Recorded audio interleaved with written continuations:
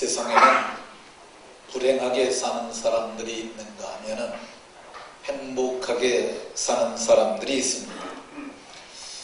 그것을 요즘에는 행복지수라고 HPI라는 지수로 표현을 합니다.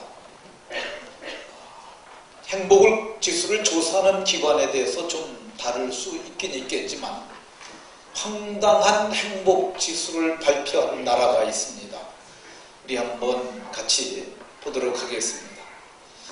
텔레비에서 많이 봤던 분위기죠. 거기서 발표를 하길 세계에서 가장 행복한 나라는 행복지수 100점 만점에서 100점 만점을 받은 나라가 있는데 거기가 중국이라 이렇게 발표했습니다. 세계에서 두 번째로 행복한 나라가 북한이 98점 이렇게 발표를 했습니다. 그러면 북한에서 우리는 몇 점 정도 줬을까? 우리는 이 100점 만점에서 18점을 받아서 152등이 됐습니다. 참, 여러분들 어떻게 동의하십니까? 북한에서 발표한 최하위 나라가 하나 있는데 거기서는 미제국이라고 이렇게 발표를 했어요. 미제국 100점 만점에서 3점을 받아가지고 203등을 했습니다. 공감은 가지 않지만은 북한에서 나름대로 그렇게 했습니다. 무엇이 사람의 행복과 불행을 좌우하는 것일까? 여러분들 뭐라고 생각하십니까? 돈이나 권세, 학위, 만일 이런 것이 있다면 더 행복해지겠습니까? 그럴 수 있을 겁니다. 만약에 돈이나 권세나 학위 이런 것이 없다면 더 불행해질 수 있겠습니까? 그럴 수 있을 수 있다고 생각이 되어집니다. 근데 이건 우리의 주관적인 생각이고 진짜 그럴까? 진짜 그럴까? 이 연합뉴스가 영국의 싱크탱크인 신경제재단이라고 하는 데서 연구조사한 것을 발표를 했는데 전 세계 143개국을 대상으로 조사를 했습니다. 이건 상당히 정통하고 권위가 있는 것인데 세 개 항목으로 조사를 했어요. 하나는 기대수명, 두 번째는 삶의 만족도, 그리고 세 번째는 좀 어려운 말인데 탄소 발자국이라 해서 환경오염지표 세 가지를 가지고 조사를 했는데 세계에서 가장 행복한 행복지수가 높은 나라는 중앙아메리카의 코스타리카, 그가 76.1점으로 거기가 1위를 했습니다. 우리나라는 44.5점으로 중위권의 68위를 차지했어요. 우리나라의 기대 수명은 77점, 실제 살고 있는 평균 수명이 77.9세로 이렇게 나왔다고 그러는데 굉장히 기대 수명도 높고 삶의 만족도도 높은데 그럼에도 불구하고 우리는 68위를 143개국 중에서 68위를 차지했어요. 그러면 미국은 외주를 했을까? 미국은 100점 만점에서 37.7점을 받아서 114위를 한 것으로 보여집니다. 근데 이런 통계를 통해서 보면 행복은 돈이 많다든가 또 문명이 발달했다든가 또 그 지적 수준이 높다든가 그런 것과는 정비례하지 않는 것을 볼 수가 있습니다. 그러면 사람의 행복을 결정짓는 행복의 절대 조건은 뭐냐? 한결같이 마음이라고 얘기를 해요. 마음의 상태가 어떠냐에 따라서 행복지수가 달라진다는 것입니다. 그러면 무엇이 어떤 마음이 사람을 불행하게 만들까?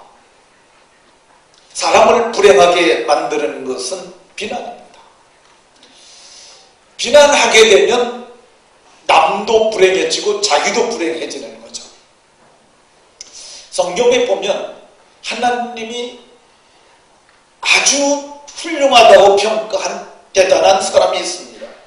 누구냐 하면 그 사람이 욥이에요. 그 사람은 온전하고 정직하여 하나님을 경외하며 악에서 떠난 자였다고. 동방의 의인이라고 하나님이 이렇게 인정했던 사람이 있는데, 그 사람이 병이 들었어요. 발바닥부터 정수리까지 발가락에 가시만 하나 들어가도 많이 불편하고 힘들지 않습니까? 근데 발바닥 전체부터, 정수리는 여기가 정수리예요. 여기까지 악창이 났다고 그러는데, 이 악창을 어떤 성경에서는 종기라고 번역했고요, 어떤 데서는 그게 피부암이라고 얘기를 해요. 어쨌든 극도의 고통 가운데 있었는데 욥의 세 친구가 찾아옵니다. 찾아와가지고 처음에는 위로를 하다가 점점 비난을 하기 시작해요.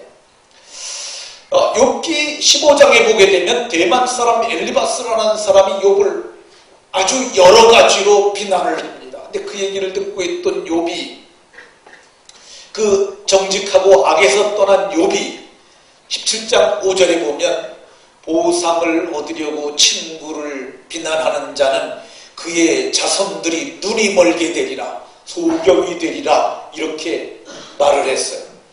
이게 좋은 말입니까? 나쁜 말입니까? 아주 나쁜 말이죠. 저주를 하고 있는 거예요. 그러니까 사람이 비난을 하니까, 대만 사람 엘리바스가 비난하니까 욥은 그를 저주를 했어요. 그러니까 비난하게 되면 저주가 오고, 그것 때문에 쌍방이 불행해질 수 있습니다. 그러니까 우리는 비난하면 안 돼요. 이것이 잘 믿어지지 않으면 오늘 저녁에 집에 가가지고 한번 시험을 해보십시오. 아내를 향하여, 내가 요즘 당신의 살림살이를 하는 거 보니까 당신 낭비벽이 있는 것 같아요, 이렇게 한번 해보세요. 그러면 아내가 곰곰이 생각하다가 금세 복수할 말을 찾아가지고 그에게 말하기를, 당신은 뭐가 나서 그래요? 아마 독한 말로 되돌아올 것입니다. 조금 강도를 높여가지고, 당신 좀 칠칠맞아 보여, 이렇게 말해보세요. 그러면 내가 뭐가 칠칠맞아 보여요? 이렇게 금세 말할 거야. 그때 옷 입는 것이나 말하는 것이나 화장하는 것이 너무 칠칠맞아, 그러면 당신은 뭐가 나서 그래요? 좀 더 강하게 나올 겁니다. 근데 좀 더 강도를 높여가지고, 내가 처갓집 식구들을 보니까 참 천박한 것 같아, 이렇게 말을 하면은 아마 그때는 도끼를 품고 내들 겁니다. 당신 아버지는 뭐가 나서, 당신 동생은, 하면서 굉장한 감정이 격화될 수 있으리라고 생각이 되어집니다. 비난은 많은 학자들이 말하길 관계를 악화시키는 아주 나쁜 것이라고 해요. 가트만 연구소라는 연구소가 있습니다. 부부 행복을 위해서 연구하는 집단인데, 거기서 말하길, 이 비난이 서로 시작되게 되면 그 가정은 깨어지기 시작한 것이라고 이렇게 얘기해요. 위기의 가정에 진입했는가 안 진입했는가를 판단하는 척도로서 아내가 혹은 남편이 얼마나 비난의 말을 하는가, 그 빈도를 보면 안다고 이렇게 얘기를 합니다. 그러니까 우리는 세상 살아가는 동안 내가 행복하게 하려면은 아주 금기의 언어로서 이걸 정해내야 돼요. 나는 어떤 일이 있어도 비난하지 않겠다, 이렇게 마음을 먹게 되면 불행하지 않고 행복해질 줄로 믿으시기 바랍니다. 두 번째, 사람을 불행하게 하는 마음의 습관 중 하나는 비판입니다. 이 비난은 헐뜯으려고 의도적으로 하는 거죠. 이게 자기 마음대로 할 수 있어요. 그러나 비판은 좀 다릅니다. 비판을 하려면 기준이 있어야 돼요. 그게 그 잣대가 윤리일 수도 있고 규범일 수도 있고 그게 성경일 수도 있고 혹은 실정 법일 수도 있어요. 근데 그런 가지고를 가지고 판단을 하는 거야. 근데 예수님께서 말씀하시길 비판하지 말아라. 그러면 너희가 그 비판하는 비판함으로 너희가 비판받게 될 것이라고 얘기를 했어요. 바울 사도께서도 교회에도 우리가 비판할 수 있는데 믿음이 연약한 자들이 실수나 실언이나 답답한 말을 하더라도 너희가 그의 의견을 비판하지 말라 이렇게 얘기를 합니다. 왜 그러냐면 비판은 사람을 죽일 수도 있고 그 비판이 우리에게 돌아오기 때문입니다. 어떤 어린이가 시를 하나 썼어요. 그 시를 제가 아주 간단한 것이라 제가 한번 말해드리도록 하겠습니다. 나는 엄마가 좋다. 왜? 나를 이해해 주니까. 나는 냉장고가 좋다. 왜? 먹을 것을 주니까. 나는 강아지가 좋다. 왜? 나하고 놀아주니까. 그런데 아빠는 왜 있는 것일까? 제목이 아빠는 왜? 아빠는 왜 있냐? 근데 사실 그 아이가 아빠 무용론을 얘기를 하게 된 그 동기에는 엄마의 영향이 크다고 봐야 됩니다. 엄마가 아빠 없을 때 아이를 앉혀놓고 네 애기는 이 시간이 되도록 뭐하고 안 오는지 모르겠다. 어떤 놈하고 술 처먹고 있는지 이런 말을 하니까 그게 엄마가 들려주는 얘기는 뭐냐면 아빠에 대한 나쁜 부분만 편집해서 들려주는 거예요. 그러니까 어린아이가 아빠는 정말 쓸데없는 분이란 그런 인식을 갖게 되니까 그게 결국은 그렇게 돌아오는 거죠. 그게 결국 본인에게도 복이 되지 않고 자식에게도 복이 되지 않고 아비에게도 복이 되지 않습니다. 성경은 비난하지 말고 비판하지 말라고 얘기를 합니다. 세 번째, 우리가 자신을 불행하고 사람을 불행하게 하는 것 중에 하나는 불평입니다. 불평은 주로 사람에게 대하기보다는 자기 자신에게 대한 환경이나 상황이나 혹은 자신의 외모에 대한 자학적인 평가가 바로 불평입니다. 나는 왜 이렇게 생겼을까? 나는 왜 이렇게 코가 못생겼을까? 그런 것들도 불평이에요. 환경이나 상황에 대해서도 그럴 수 있는 거죠. 근데 욥이라는 사람도 성경을 보게 되면 이 사람은 동방 사람 중에 가장 훌륭한 자라 그랬는데 그가 발바닥부터 정수리까지 악창이 났는데 어느 정도 심해졌냐 하면은요, 이게 너무너무 가렵고 그러니까 그가 자기 집이 불탔는데 불탄 재에 앉아서 채를 뿌렸어요. 건대가 났으니까 거기다 채를 뿌렸는데 그래도 가려운 거야. 그래서 그걸 긁습니다. 근데 보니까 파리가 알을 따가지고 구더기가 거기서 우물우물하는 거예요. 그러니까 그걸 긁으면서 기왓장어를 긁어내고 있었으니까 얼마나 힘들었겠어요. 근데 성경을 보니까 이렇게 믿음 좋았던 욥도 성경을 보면은 욥기 7장 11절에 내가 내 입을 금하지 아니하고, 전에는 입을 금해서 정말 자기가 좋은 말만 했었는데 입을 금하지 아니하고 내 영혼의 아픔에 대해서 말하며 내 마음의 괴로움에 대해서 불평하리라. 10장 1절에 보면 내 영혼이 살기에 곤핍하니 내 불평을 토로하고 내 마음의 괴로운 대로 말하리라. 사람이 살다가 보면 환경이 어려워서 힘들고 괴로우니까 불평할 수 있어요. 근데 성경은 말하기를 이거 옳지 않다고 그럽니다. 욥이 불평하는 것은 정말 옳은 것이 않아서. 하나님의 은혜를 많이 받았던 하나님의 사람 다윗은 시편 37편에서 그래서 내게 악을 행하는 자가 있다 할지라도, 내 환경이 힘들고 괴로운다 할지라도 그것 때문에 불평하지 말라고 얘기를 합니다. 불평의 끝이 뭐냐? 불평은 오히려 악을 만들 뿐이라. 불평이 내게 별로 덕될 게 없다는 거야. 불평이 그에게도 덕이 될 것이 없고 오히려 악만 만들게 된다는 거야. 특히 자신이 자신에게 대해서 불평하게 되면 자기 자신이 점점 초라해집니다. 불평하다 보면 자기 자신이 점점 외소해지게 됩니다.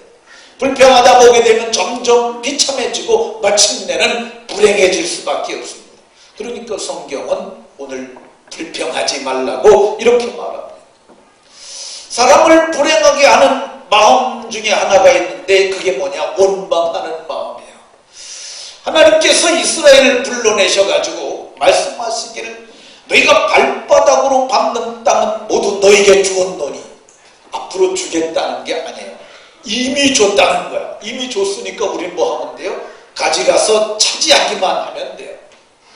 근데 그 땅을 정탐하러 갔던 사람들이 갔다 와서 보고하기를 그 땅이 정말 젖과 꿀이 흐르는 아름다운 땅이긴 하지만은 가서 보니 거기에는 거인 안악의 자성들도 있고 그 성은 높고 그 사람들은 장대해서 우리 자신을 비교해 보니 우리는 메뚜기 같더라. 자기 자신을 이렇게 초라하게 자화상을 그려놓고는 모세와 아론을 원망하기 시작했어요. 우리가 애굽 땅에서 죽었거나 이 광야에서 죽었으면 좋을 것을 우리가 저들에게로 인내되어 저들의 칼에 죽게 되었으니 이거 얼마나 비참한 일이냐. 우리의 자녀들은 저들에게 다 사로잡히고 말겠다. 이렇게 원망하는 말을 했어. 근데 성경을 보게 되면 하나님이 이 말을 들으셨어요. 그리고 하나님이 뭐라 그러셨냐면 나를 원망하는 이 악한 회중에게 내가 어느 때까지 참을 수 있겠느냐. 하나님이 말씀하시길 모세와 아론을 향하여 원망했는데 하나님은 저들이 나를 원망했다고 이렇게 말씀하셨어요. 그리고 내가 저들이 원망하는 말을 다 들었다고 얘기를 해요. 내가 그래서 내 귀에 들리는 대로 저들에게 행하리니 저들이 사로잡히리라고 했던 그들은 내가 그 땅으로 인도하여 드릴 것이지만 나를 원망한 저들은 다 광야에서 엎드러지리라고 이렇게 말했습니다. 원망은 덕이 되지 못하고 복이 되지 못하고 원망은 오히려 화가 됩니다. 우리가 어떠한 일이 딸지라도 원망하지 않는 것이 좋고 원망은 곧 불행해지는 것이라고 성경이 말해주고 있습니다. 그러니까 원망하면 불행해지는 것이라 이 등식을 가지시고 절대 원망하지 않는 복 있는 분들이 다 되시길 예수님 이름으로 축원합니다. 그럼 사람이 사는 동안 행복하게 하는 마음은 어떤 마음일까? 그는 감사하는 마음, 감사하는 마음. 자식이 사는 동안 행복하기를 만약에 원한다면 자식에게 감사를 하면 자식이 행복해지고 아비와 어미도 행복해질 수 있습니다. 오늘 우리가 정원이네 집 영상 봤지 않습니까? 그 영상을 보면 여러분들이 그거 감사할 수 있는 상황이 다 연출되는 것은 아니라고 생각이 안 드세요. 그 정원이가 그랬잖아요. 동생이 태어나면 난 싫다고, 나는 반갑지가 않아, 이렇게 말하잖아요. 그때 여러분이 그 말을 애들한테 들었다면 어떤 엄마는 이럴 거예요. 넌 어떻게 그런 생각을 하니? 이렇게. 그렇잖아요. 동생이 태어나면 좋아야지. 넌 왜 이렇게 동생이 태어나는 게 반갑지 않다고 그러냐? 아이스크림 나눠 먹는 게 그렇게 싫으냐? 막 이럴 수도 있을 거예요. 먹다가 애들이 조금 흘린 게 아니라 어마어마하게 흘렸지 않습니까? 여러분들이 만약에 그런 상황을 봤다면 고마워라고 하는 어머니도 혹이 계시겠지만 대다수는 야! 똑바로 못 먹냐? 아마 그럴 분들도 혹이 있을 거예요. 특별히 할머니들 입을 조금 조심하셔야 될 것 같다는 생각도 듭니다. 설거지를 한다고 애가 거기다 비누고 폼을 내고 고무장갑에다 비누 붙여서 팍 치니까 다 튀었잖아요. 엄마가 옆에서 지켜보고도 한숨을 내시지 않습니까? 근데 그걸 보고 어떤 엄마는 너는 하는 일마다 어쩌면 사고를 치냐? 저게다 지혜비를 닮아서 그렇다고. 뭐 그럴 수도 있을 겁니다. 근데 영상의 끝은 뭡니까? 고마워로 끝나잖아요. 그런 상황에도 고마워하면 아이가 더 적극적인 아이가 된다고 결론을 맺고 있습니다. 이게 아주 조그만 회사가 만든 것이 아니라 우리나라 세계 3대 메이저 회사의 특급에 들어가는 그 회사가 만든 거예요. 그 회사가 택도 없는 소리를 했다면은 저 금세 비난받죠. 교육학자들도 다 보니까. 근데 결론은 뭐냐면 저렇게 고맙다고 그러면 진짜 아이들이 더 잘 된다는 거예요. 실제로 그럴까? 이거를 실제로 경험했던 안남 목사라는 분이 계세요. 이분은 미국에 가서 목회했던 분인데 이분이 17년 동안 미국에서 목회를 했습니다. 근데 목회를 하다 보니까 자기를 불편하게 하시는 집사님이 계셨대요. 너무너무 그분 때문에 자기가 힘들고 목회가 안 되는 게 다 그분 탓이라고 그렇게 생각을 하는 거야. 그런데 어느 날 기도를 하는데 하나님이 그에게 감동을 주셨어요. 하나님, 그 집사님이 너무너무 나를 힘들게 한다고 그러는데 하나님이 뭐라고 감동을 주셨냐면 너에게 그 사람이 필요해서 붙여준 거라.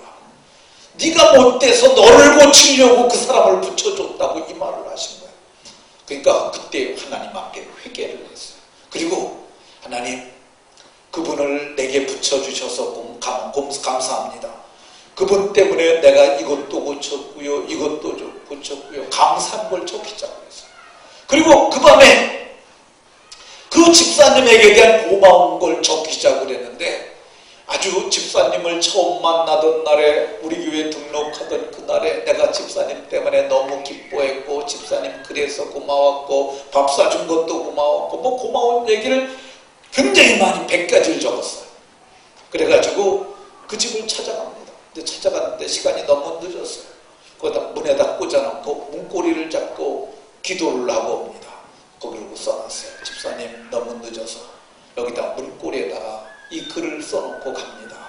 근데 아침에 그 집사님이 일어나서 출근을 하려고 나와보니까 문에 뭐가 있는 거예요. 근데 목사님이 거기다 뭘 쓴 거예요. 그래서 주차장에서 차를 끌고 지동을 걸어놓고 그걸 딱 읽어봤는데 보니까 자기는 목사님이 막 욕을 하고 나쁜 말을 써놨을 줄 알았는데 너무너무 고맙다는 말을 썼는데 그 감동을 받습니다. 그래서 그가 그거를 차를 끌고 가다가 생각을 하니까 눈물이 막 쏟아져요. 그래서 차를 세워놓습니다. 길거리에다 세워놓고 그리고 목사님한테 전화를 해요. 목사님, 내가 잘못한 게 많은데 나한테 이렇게 감사한 걸 적어주시니까 내가 몸둘 바를 모르겠다. 내가 진짜 고마운 사람이 되겠다고. 그러고서 확 극적인 화해가 이루어지는 거예요. 그러니까 목사님이 자기도 모르게 야, 이거 대단한, 내가 이렇게 고맙다고 그랬더니 이런 일이 일어나는 게 너무너무 놀라운 거예요. 근데 그분에게 딸이 하나 있었는데 한국에 있을 때 20등을 못 넘어갔던 딸이에요. 근데 미국에 가서는 공부를 못했어요. 그런 데다가 성격도 내성적이고 낯가림도 심한 거야. 그래서 자기가 생각을 합니다. 내가 그 집사님에게 고마운 거 100가지를 적었더니 그렇게 집사님이 변화됐는데 딸에게도 한번 적어보자. 그래가지고 딸에게 고마운 얘기 100가지를 적어놨어요. 너를 네 엄마가 가졌을 때부터 그리고 내가 태어났을 때 너는 내게 참으로 고마운 아이고 고마운 걸 일일이 적어갖고 100가지를 적었어요. 그래가지고 그 아이의 책상에다 갖다 놨어요. 내 아이가 그걸 본 거야. 그리고 아이가 나는 엄마 아빠의 미운 오리 새끼가 아니라 나는 엄마 아빠가 휘여기는 존귀한 자구나. 그걸 깨달은 거야. 그래가지고 그때부터 변화가 되기 시작을 했는데 상처만 치유된 게 아니라 잠재 능력이 발휘되기 시작을 해가지고 그 아이의 성적이 점점 뛰어오르더니 빌 게이츠 장학생이 되었어요. 그리고 미 공립학교를 마치고 캘로라이나 주립대학을 졸업하고 조지타운대 MBA 과정을 마치고 세계 최고의 명문대학인 옥스퍼드 대학의 박사과정에 진학하게 된다고 해요. 이건 실화예요. 이분이 그래서 사람의 자존감을 높이는 100가지 감사라는 걸 갖다가 여러 사람에게 퍼뜨리기 시작을 했어요. 여러분들도 한번 그렇게 해보십시오. 남편이 영 마음에 안 들거든. 걔도 좋아서 결혼했을 거 아닙니까? 옛날에 처음 만나던 날부터 시작해서 당신을 만날 때 감사했던 거 쭉 해서 100가지를 적어보십시오. 남편이 회복되고 가정이 회복될 겁니다. 아내가 그러면 아내에게, 엄마나 아빠가 그러려면 그렇게 할 필요가 있다고 저는 생각합니다. 이거는 실제 많은 검증을 거친 방법이기 때문에 저는 실제 해볼 만하다고 생각합니다. 서울의 여의도에는 천지세무법인이라고 하는 법무법인이 있습니다. 세무법인이 있어요. 이게 어마어마하게 큰 겁니다. 그러니까 그 김앤장만큼 버금갈 만한 세무법인으로 큰 거야. 얼마 전에는 포천에도 지부를 냈어요. 대단한 기업인데 여기 박정식이라고 하는 회장이 있습니다. 근데 이분이 이분에게 아들이 하나 있는데 그 아들 하나 있는 게 근무력증이에요.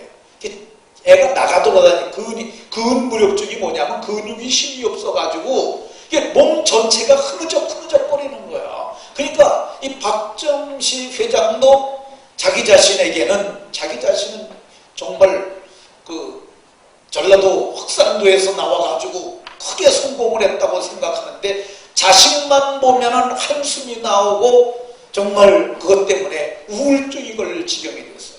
근데 그때 그 목사님이 이 땅에 우리나라에 오게 됐어요.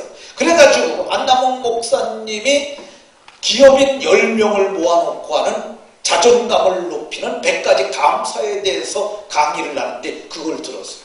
근데 그분이 그걸 듣고 야, 내가 지금까지 너무 원망만 하고 살았는 것 같다. 그래서 감사를 하기 시작했어요. 그 아들에게 100가지 감사를 써줬어요.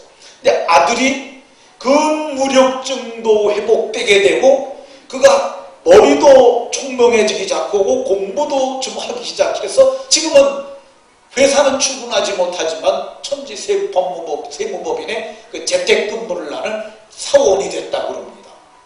뿐만 아니에요. 자기가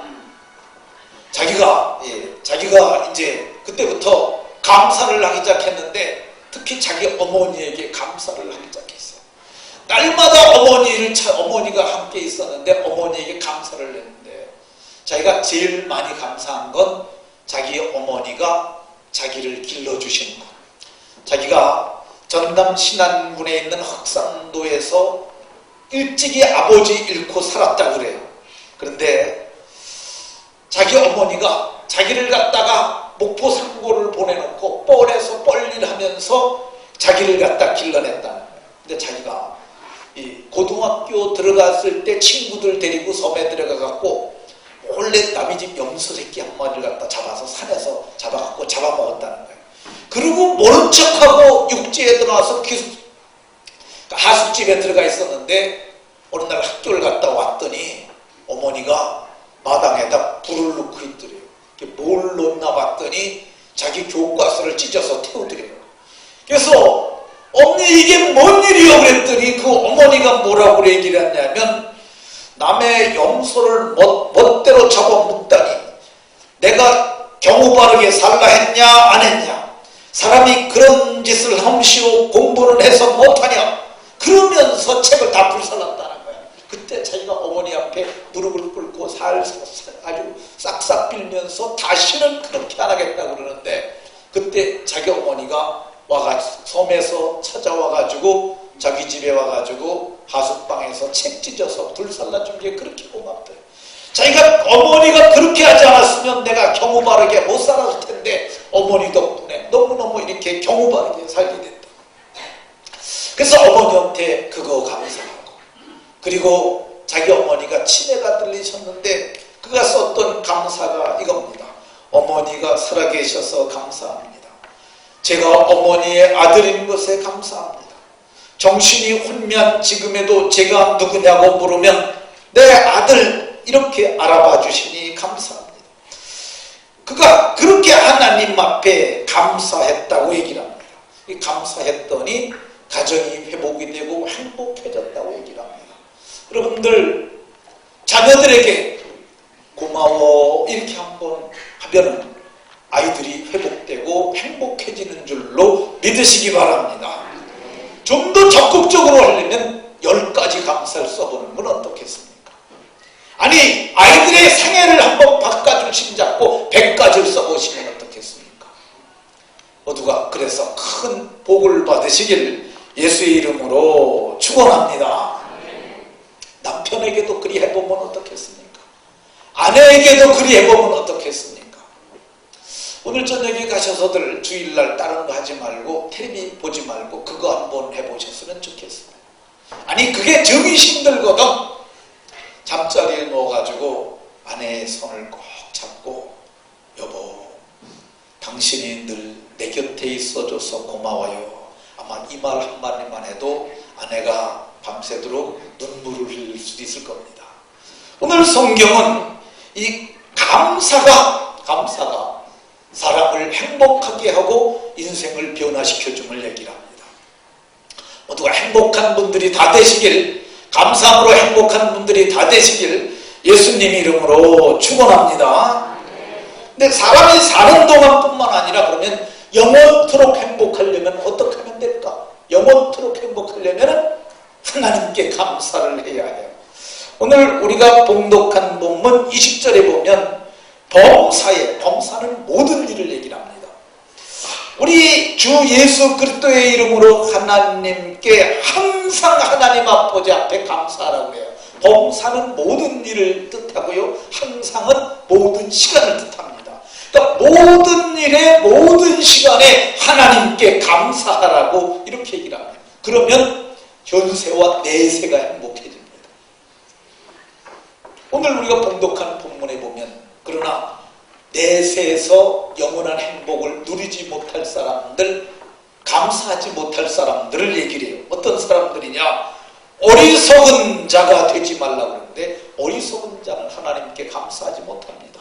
왜 그러냐면 어리석은 자는 그 마음에 이르기를 하나님이 없다 하기 때문입니다. 이 어리석은 자는 땅의 것만 찾고 땅의 것만 만족하려 하기 때문에 이들은 땅에서밖에 행복할 수가 없어요.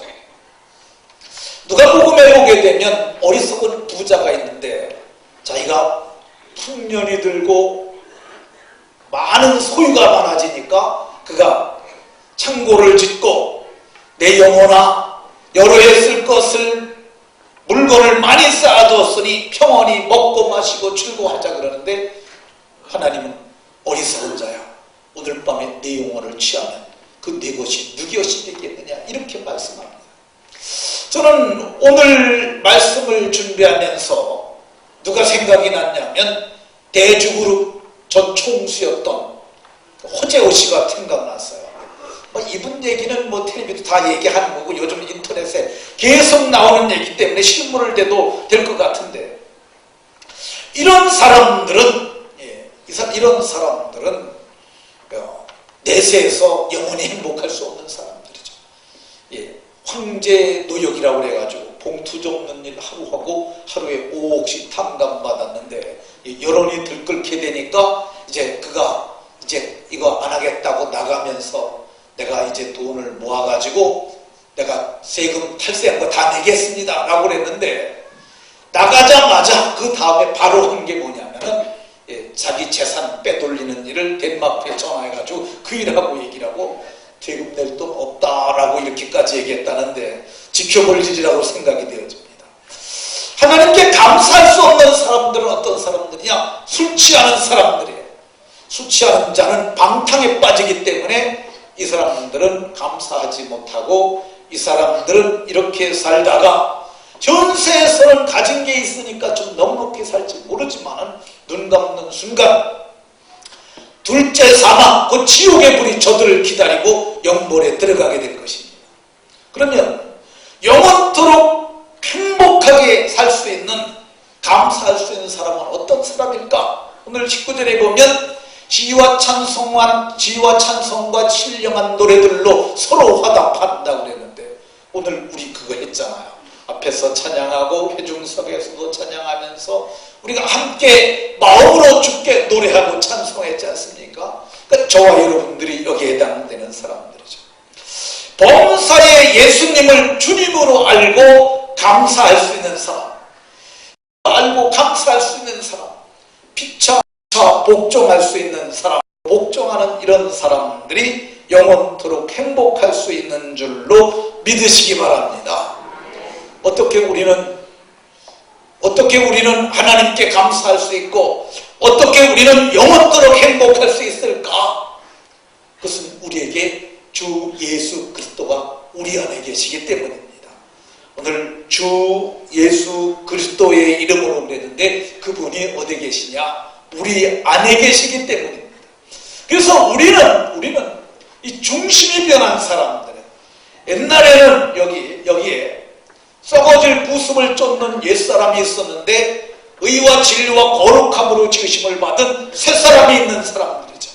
그래서 우리는 만족의 근원이 되신 예수님이 계시고 그리고 만족의 근원이 되시는 하나님에 계시기 때문에, 만족의 근원이 되시는 하나님의 우리에게 계시기 때문에 저와 여러분들은 하나님으로 만족할 수 있는, 그래서 감사할 수 있는 복 있는 사람들이 다 되었는 줄로 믿으시기 바랍니다.